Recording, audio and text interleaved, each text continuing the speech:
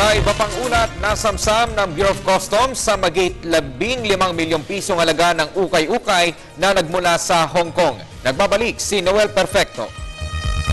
Hindi na makalulusot pa ang anumang mga contraband ng mga smugglers na pilit na pinapasok sa mga puerto sa bansa. Ang kibiyo si Chief Rufy Biazon sa pinalawak na pagbabantay at pagmamatiyag ng mga operatiba ng aduana, mahihirapan na makapasok pa sa bansa ang mga pitupuslit at sindikato. Patunay ito sunod-sunod ang pagsamsam ng mga ahensya sa mga smuggled items mula sa ibang bansa, gaya ng 700 million pesos worth ng mga pekeng gamot at enhancement materials mula sa China. At ang tunay-tunilada mga imported ng bigas mula sa Thailand, Vietnam at Indonesia na kasalukuyan na sa puerto ng Legazpi at Cebu at nakalaan naman para maisubasta ang mga ito.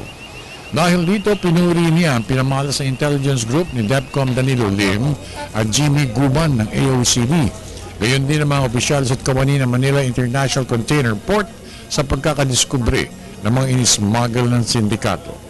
Lahat ng ito ay tungo sa pagbabago na magaganap sa aduana kapag naipatupad na ang batas ng Customs Bureau. Tataas ang collection ng revenues ng Bureau at gaganda pa ang pamamaraan ng operasyon nito. Magkaroon tayo ng isang significant na and major reform effort dito sa Bureau. Hindi lang yung nanghuli tayo ng mga smugglers, hindi yung meron lang tayong tinanggal na tiwali, kung hindi yung sistema na luma na, na matagal ng pinagsamantalahan ay mabago natin. Kampante rin siya sa pinapakita ng mga operatiba ng aduana, partikular ang pagkakikilanlan sa mga miyembro ng sindikato at ang pagsampa ng kaso ng ito.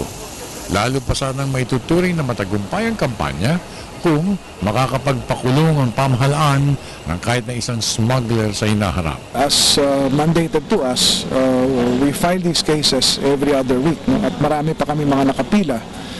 Patunay lang ito na may nahuhuli kami, meron kami mga kinakasuhan. No? Yun nga lamang siyempre yung conviction rate ang ating hinihintay.